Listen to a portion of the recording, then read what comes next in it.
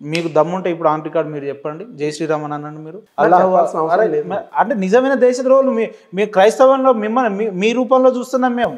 ఇప్పుడు నేను అంటున్నా యాజ్ ఎ హిందూ, ఇప్పుడు నన్ను కాదు, నన్ను పక్కన పెట్టేయండి, హైందవ సోదరుని ఎవరిని తీసుకొచ్చి ఈ ప్లేస్ లో కూర్చోబెట్టినా వాడు జై శ్రీరామ్ అంటాడు, జై యేసు అంటాడు, జై అల్లాహ్ అక్బర్ అంటే జై ఖురాన్ అంటాడు, వాడు అన్ని అంటాడు. మీకేం నొప్పి అంటున్నా? ఎందుకు మీరు జై శ్రీరామ్ అంటే ఎంత ఫన్నీగా చూడటానికి మేము చాలా పద్ధతిగా ఉంటాం, యేసు ప్రభుని మేము నమ్ముతామని, లేదంటే ప్రతి ఆదివారాలు చర్చిలకు వెళ్తామని చెప్పి మీరు అక్కడ ఏం చేస్తారు తెలుసా? దేశద్రోహానికి కావాల్సిన లక్షణాలన్నీ నేర్చుకుంటున్నారని చెప్తాను నేను. రైట్, నేను కరెక్టే ఉన్నా. ఎందుకు దేశద్రోహులు అంటున్నా అంటే, మీరు ఈ దేశంలో నివసించి ఈ దేశంలో పండుతున్న పంటను తిని భారత్ మాతకు జై అంటారా, జై శ్రీరామ్ అంటారా, లేదంటే జై హిందుస్థాన్ అంటారా అన్నారు. మీరు ఇంత చదువుకుని కూడా, హైలీ ఎడ్యుకేటెడ్ అయ్యిండి కూడా ఇంత ఫూలిష్గా, ఇంత ఫన్నీగా మీరు ఎలా మాట్లాడుతున్నారో నాకు అర్థం కావట్లేదు. ఎందుకు ఈ మాట చెప్తున్నానంటే brother, let me clarify. Praise the lord చెప్తేనే నేను ఫూల్, మీరు జై శ్రీరామ్ అని చెప్పమని నేను అడిగితేనే నేను ఫూల్. అదే కదా మీ ఇంటెన్షన్? లేదు, మీరు దేశానికి కలిపారు శ్రీరాముడిని.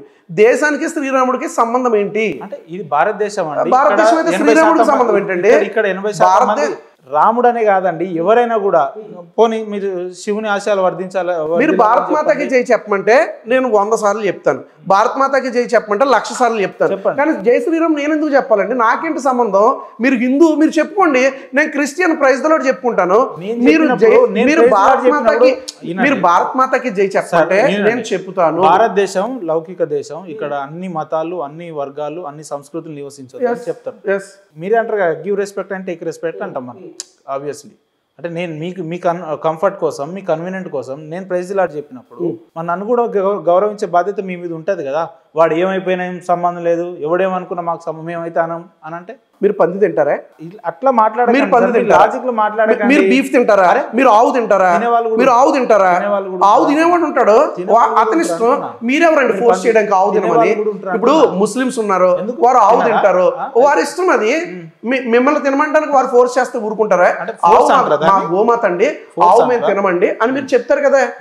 శ్రీరాముడు మీరు జై కొట్టుకోండి, నన్ను ఎందుకు మీరు ఫోర్స్ చేస్తున్నారు?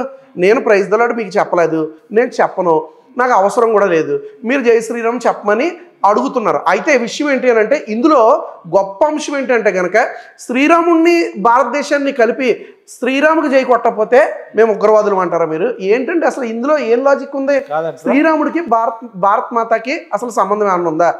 కేరళ చీఫ్ మినిస్టర్ ఒక ఆయన ఏమంటాడంటే కనుక, పినరయి విజయన్ ఆయన పేరు, కేరళ సీఎం ఆయన అజీముల్లా ఖాన్ అని 19th సెంచరీలో ప్రైమ్ మినిస్టర్ ఉన్నాడు. మరాఠా పేష్వర్ నానా సాహెబ్కి ప్రైమ్ మినిస్టర్ ఉన్నాడు. ఈయన మొట్టమొదటిగా భారత్ మాతాకి జై అని ఆయన మొట్టమొదటిగా కాయిన్ చేశాడంట. ఇప్పుడు ఆయన అడుగుతున్నాడు సంఘ పరివార్ వారిని, ఇప్పుడు కొడతారా మీరు భారత్ మాతాకి జై అని అడుగుతున్నాడు. ఎందుకంటే భారత్ మాతాకి జై పెట్టిందే ఒక ముస్లిం పెట్టాడట.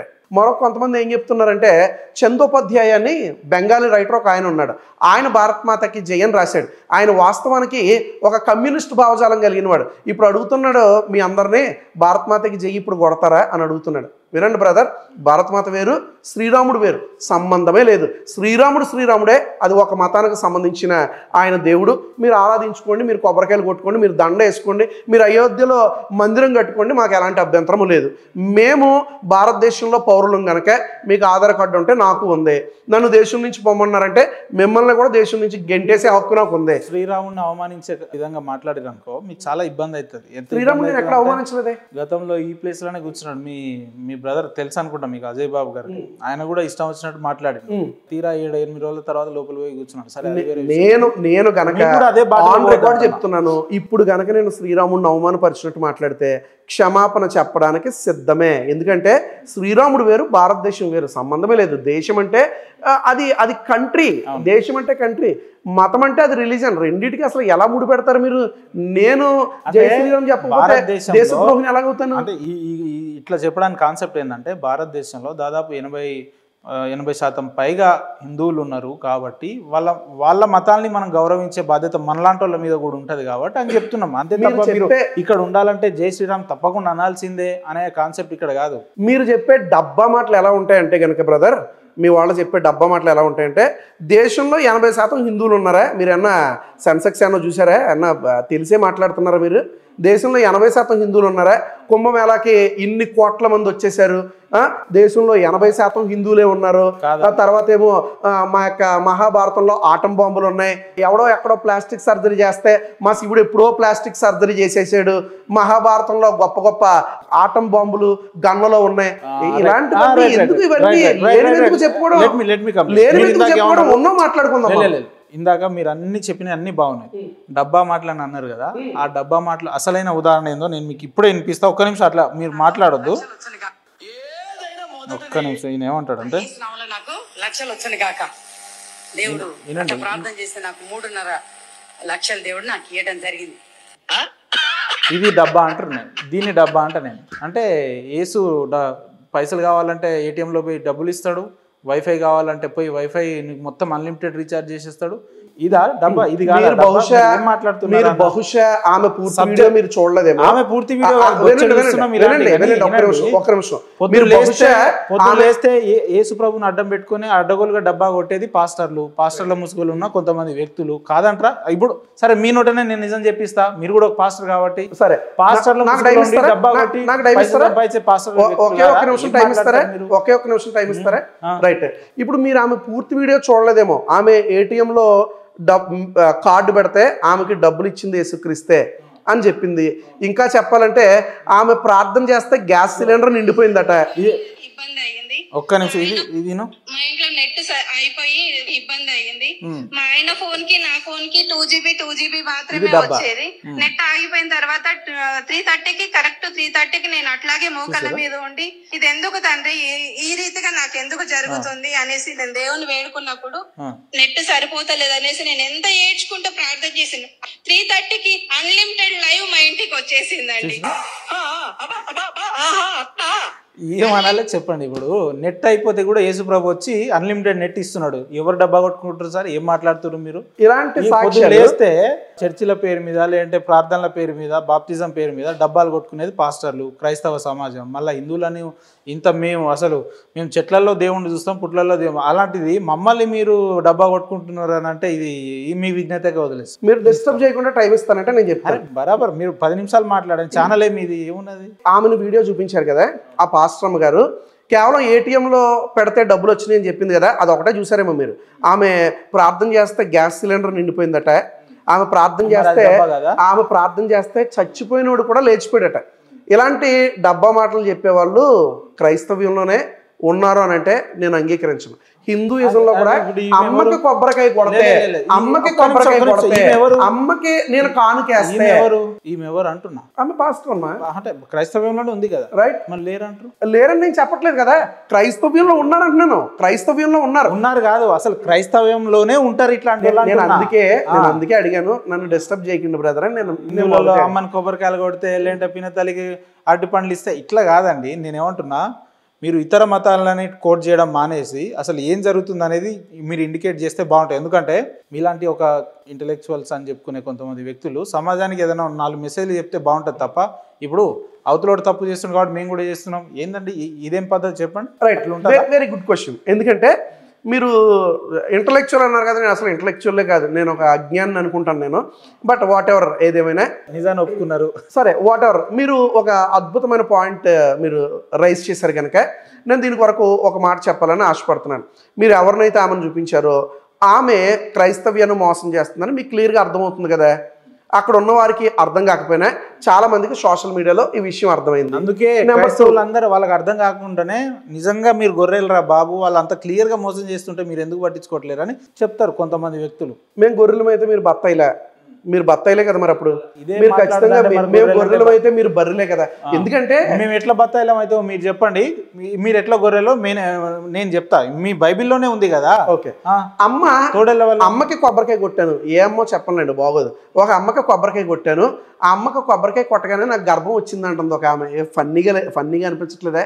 కొబ్బరికాయ కొడితే గర్భం వస్తే ఇంకా అందరూ కొబ్బరికాయలు కొట్టుకోవచ్చు కదా. ఈ పెళ్లి ఎందుకు, సంసారం ఎందుకు, బాధ్యతలు ఎందుకు, ఇవన్నీ ఎందుకు? ఇంకా అమ్మ కొబ్బరికాయ కొడితే గర్భం వచ్చేస్తుంది కదా. ఒక్క నిమిషం, అమ్మ అన్నారు కాబట్టి అంటే మంచి పేరు గుర్తు చేసింది నాకు. ఇదే మీ పాస్టర్ అని చెప్పుకునే ఈ అమ్మతేజ్ అనే వ్యక్తి అట్టి పండ్లు ఇస్తే గర్భం వస్తుంది అన్నారు. మరి చెప్పండి, అట్లా వస్తుందా? 10 ఏళ్ళు అయింది నాకు కాలు చేతులు పనిచేస్తలే, చెవులు పనిచేస్తలేవు అంటే దగ్గరికి పిలిపించాడు. ఆమె అంటాడు టచ్ అంటాడు. ఏమో లేచి 100 మీటర్ స్ప్రింట్ కొడుతుంది ఆమె. ఇది ఎక్కడి నుంచి వచ్చింది మరి? అమ్మ తేజ అనే వ్యక్తి ఎవరైతే ఉన్నాడో తెలుసా, అతనికి క్రైస్తవ్యానికి ఎటువంటి సంబంధం లేదంటాను నేను. ఎందుకంటే అతను ఒక బాబా, అతను ఒక క్రైస్తవ బాబా. హిందూయిజంలో బాబాలు ఉన్నారు, సంబంధం లేదు అతనికి మాకు. అమ్మ తేజకి ఎటువంటి సంబంధము లేదు. పూర్తి స్వేచ్ఛ వాయువులతో ఉన్నారా మీరు? ఫుల్ కాన్షియస్ తో. ఒక్కసారి మిమ్మల్ని మీరు గిచ్చుకోండి. నేనేమి డ్రగ్స్ తీసుకుని రాలేదు, కల్లో ఉన్నట్టు ఫుల్లీ కాన్షియస్ గా. క్రైస్తవ్యం అంటేనే అమ్మ తేజ లేకపోతే క్రైస్తవం లేదని ఆ పొద్దున్న లేతే ఆ మనిషి ఆ రకంగా పోర్ట్రేట్ చేసుకుంటే మీరేమో ఆయనకు క్రైస్తవానికి సంబంధమే లేదంటారు. లేదు. ఎందుకు అని అంటే కనుక వినండి బ్రదర్, మీడియాలో ఒకసారి ముంబైలో ఒక ఆయన మీడియా స్కామ్ లో దొరికిపోయాడు. ఒక ఆయన్ని బేస్ చేసుకుని ఇప్పుడు మీరు అందరూ కూడా దొంగలే అని నేనంటే అంగీకరిస్తారా మీరు? లేదు. అమ్మ తేజ అనే వ్యక్తికి క్రైస్తవ్యానికి సంబంధం లేదు. చూడండి, హిందూయిజంలో బాబాలు ఎలా ఉంటారో క్రైస్తవ్యంలో కూడా కొంతమంది బాబాలు ఉన్నారు. ఆ బాబాల్లో ఇప్పుడు ప్రస్తుతం ట్రెండింగ్ లో ఉన్నది ఎవరు అని అంటే కనుక అమ్మ తేజ. అమ్మ తేజ గురించి నేను పదే ఒకటే మాట చెప్తున్నాను, ready for any kind of debate. మీరు తీసుకొచ్చి కూర్చోబెడితే అమ్మ తేజకి బైబిల్ తెలియదని నేను కొద్ది నిమిషాల్లోనే ప్రూవ్ చేసి మీ ముందు పెడతాను. అమ్మ తేజకి బైబిల్ తెలియదు. అతనికి తెలిసిందల్లా ఏంటి అని అంటే కనుక ఎవరి దగ్గర ట్రైనింగ్ తీసుకుని టచ్ అనే ఒకే ఒక మాట నేర్చుకున్నాడు. టచ్ అంటే ముట్టు, టచ్ అంటే తాకు అంటే స్వస్థత అయిపోతే ఏంటి దానికి ఇంకా హాస్పిటల్స్ ఎందుకు, ఇంకా వైద్యులు ఎందుకు? ఆలోచన చేయండి ఒకసారి. దేవుడు స్వస్థపరుస్తాడా? ఖచ్చితంగా స్వస్థపరుస్తాడు. తన వాక్యం ద్వారా స్వస్థపరుస్తాడు. దేవుడు తన సేవకుల ద్వారా కూడా స్వస్థపరుస్తాడు. కానీ ఖచ్చితంగా ఈ అమ్మ తేజ గురించి మనం మాట్లాడితే ఇతను ఒక దొంగ, ఇతనికి వాక్యం తెలియదు, పేరు పెట్టి పిలుస్తానంటాడు. పేరు పెట్టి పిలిచేది కూడా అదొక పెద్ద స్కామ్. అది అక్కడెక్కడో ఒక వ్యక్తి కూర్చుంటారు, సౌమ్య నీకు దేవుడు యేసు ప్రభు ఉద్యోగం ఇవ్వబోతున్నాడు అంటే ఆమె లబోదిబో అని మొత్తుకుంటది. ఆమెనే బహుశా అమ్మ తేజ ఆ అమ్మాయికి ఫేస్బుక్ ఫ్రెండ్ అయ్యి ఉండొచ్చు. ఆ ముఖం చూడగానే ఆమెను పిలుస్తాడేమో. ఇలాంటి చాలా జిమ్మిక్కులు ఉంటాయి. ఒక ఆయన లెటర్స్ రాసేవారట. ఏమనంటే, పాస్టర్ గారు నేను పలానా గ్రామం నుంచి లెటర్ రాస్తున్నాను, నా గురించి నా కుటుంబం గురించి ప్రేయర్ చేయండి అంటే ఆ లెటర్ ఎక్కడ చదివేవాడు తెలుసా? ఆ గ్రామం వచ్చినప్పుడు, ఆ పట్టణం వచ్చినప్పుడు అక్కడ లెటర్ చదవగానే ఆల్రెడీ ఈ సమస్యలో ఉన్నానని నువ్వే చెప్పేసుకున్నావు కదా. సో వెంటనే ఆ లెటర్ చదవగానే నిజంగా నన్నే పిలిచాడేమో అని ఫీల్ అయ్యేవారు. అంటే మీరు అమ్మ తేజ దొంగ అని మీరు అంటున్నారు. కానీ పొద్దున్న లేస్తే మంచి లగ్జరియస్ లైఫ్, పెద్ద కార్లలో, లేదంటే చర్చిల పేరు మీద దాదాపు 1000 ఎకరాలు 100 ఎకరాలు కొల్లగొట్టుకొని మంచి లగ్జరియస్ గా ఉన్నాడు ఆయన. దొంగ అయితే నిజంగా ఆ రకంగా ఎందుకు ఉంటాడు? ఒక మాటలో చెప్పాలంటే కనుక అమ్మ తేజ గురించి నేను ఇదివరకు ఒక వీడియో రిలీజ్ చేశాను. అందులో నేను వేసిన క్వశ్చన్ కూడా ఇదే, అమ్మ తేజకి తల్లిదండ్రులు లేరు. ఇది నేను చెప్పిన మాట కదా, అతనే చెప్పుకున్నాడు. వాళ్ళ భార్యకి కూడా లేదు. వాళ్ళ భార్యకి కూడా ఏదో సమ్ ఆర్ఫన్స్ అని చెప్పుకుంటారు వారు. నెంబర్ 1, నన్ను ఏ బంధువులు చూడలేదని చెప్తాడు. Point number 2. నెంబర్ 3, నేను అనాథని అన్నప్పుడు అతనికి ఎలాంటి ఆస్తిపాస్తులు లేవని కూడా చెప్పాడు. అతను రోడ్డు మీద తిరిగేవాడు. ఇప్పుడు అతను 7 సీటర్ కార్స్లో తిరుగుతాడు. ఇప్పుడు అతను లగ్జరియస్ లైఫ్, అతనికి పొలాలు ఉన్నాయి, స్థలాలు ఉన్నాయి, మందిర నిర్మాణం జరిగిపోయింది. ఎక్కడి నుంచి వచ్చినాయి ఇవన్నీ అంటే కనుక దొంగ బాబాలకు ఉన్నంత డిమాండ్ నిజమైన పూజారులకి అర్చకులకి ఉండదు. నిజమైన అర్చకుడు ఎలా తిరుగుతాడు? సైకిల్ మీద తిరుగుతాడు. నిజమైన సేవకుడు ఎలా తిరుగుతాడు? పైకి ఇలా కోటేసుకున్న లోపల చిరిగిపోయిన బనీని ఉంటుంది. కానీ అమ్మ తేజ ఎటువంటి వాడంటే పైకి తెల్లటి వస్త్రాలే కానీ అతడు హృదయం అంతా కూడా నలిపే. అందుకే అంటాడు కదా ప్రభువైన యేసుక్రీస్తు, మీరు సున్నము కొట్టిన సమాధులు అంటాడు. ఓ ఈ హిపోక్రైట్స్ అంటాడు. ఇతను ఒక వేషధారి. ఇతను పైకి తెల్లటి వస్త్రాలే కానీ పచ్చి దొంగ ఎవరంటే అమ్మ తేజ. ప్రస్తుతం ట్రెండింగ్ లో ప్రజలను మోసం చేయడంలో వివిధ ట్రిక్స్ వెతుక్కుంటారు. వినండి, ఎందుకు బ్రదర్ మీకు ఆయనకి ఎక్కడ చేయడం అంటే ఆయన వచ్చే బిజినెస్ పార్ట్నర్షిప్ లో మీకు ఏమైనా ఇవ్వలేదా పర్సంటేజ్? అట్లా ఏమన్నా ఫీల్ అయ్యారా? ఇప్పటిదాకా అమ్మ తేజను ఒక్కసారి కూడా కలవలే. నాకు అనేక వీడియోస్ పంపిస్తున్నారు. నన్ను వన్ ఆఫ్ మై ఫ్రెండ్ ఏమడిగాడంటే, మేలుకొలుపుతాం అంటున్నావు కదరా, మమ్మల్ని మేలుకొలుపుతావా, మీ దాంట్లో మేలుకొల్పవా అని అడిగాడు. అప్పుడు ప్రభు నాకు ఒక ఆలోచన కల్పించారు. నిజమే, మేలుకొల్పటము బయట వారిని కాదు మన వారిని కూడా మేలుకొల్పాలని నేను అమ్మ తేజ గురించి మాట్లాడడం ప్రారంభించాను. అమ్మ తేజ కంటే పైన ఉన్న తిమింగలాలు చాలా మంది ఉన్నారు. ఇప్పుడు కల్వరి టెంపుల్ సతీష్ అని చెప్పుకొని, లేదంటే ఇట్లా చాలా మంది ఉన్నారు. మరి వాళ్ళని కోట్ చేయొచ్చుగా. ఒక మాట చెప్పాలి అని అంటే కనుక ఇతన్ని టార్గెటెడ్గా మాట్లాడుతున్నాను కనుక మిగతా వారిని నేను ఏదో ప్రేమిస్తున్నానని, వారు నా ఫ్రెండ్స్ అని కానీ కాదు. మిగతా వారిని గురించి మాట్లాడే సమయం రావాలి కదా. సమయం వచ్చినప్పుడు ఫర్ షూర్ మాట్లాడతాను. ఇప్పుడు మీరు అమ్మతేజ గురించి అడిగారు, మిగతా వారి గురించి అడగలేదు కనుక వారికి మీరు ఏమైనా ఫండింగ్ ఇచ్చారంటే లేదు కదా. కల్వరి టెంపుల్ సతీష్ గారి గురించి మీ అభిప్రాయం ఏంది, మీ ఉద్దేశం ఏంది? ఆయన గురించి ఒక మాట చెప్పాలి అని అంటే కనుక చాలా మంది సతీష్ కుమార్ కథలు చెప్తాడు అని అంటూ ఉంటారు కదా.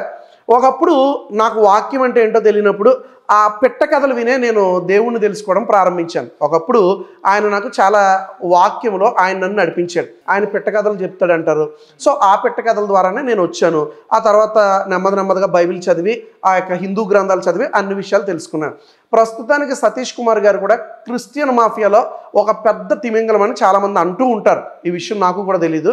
సో ఆయన రకరకాలుగా ఆయన చర్చ్ కన్స్ట్రక్షన్ స్కామ్ చేశాడని, ఆయన వ్యాపారాలు పెడుతున్నాడని, చివరికి బిర్యానీ పాయింట్ కూడా పెట్టాడని విన్నాను నేను, కల్వరి బిర్యానీ పాయింట్ అని. ఇలాంటివి ఒక సేవకుడు చేయడం అంత మంచిది కాదు. ఒకప్పుడు మంచి సేవకుడే, బహుశా ఇప్పుడు పాడైపోయి ఉండొచ్చు. అది నా వరకు వచ్చినప్పుడు మాత్రం ఖచ్చితంగా ఆయన తన యొక్క పరిచయలో పాడయ్యాడని నేను అనుకుంటున్నాను. But once upon A time నువ్వు ఎలా రక్షింపబడ్డావు రవీంద్రనాథ్ అంటే కనుక, నేను అనేకులు వాక్యం వినేవాడిని. అందులో సతీష్ కుమార్ గారి వాక్యం తూచా తప్పకుండా ఆయన వాక్యం చూసేవాడిని నేను. అంటే ఇప్పుడు డైల్యూట్ అయిపోయినా అంతేనా? మేబీ ఇప్పుడు డైల్యూట్ అయిపోయి ఉండొచ్చు.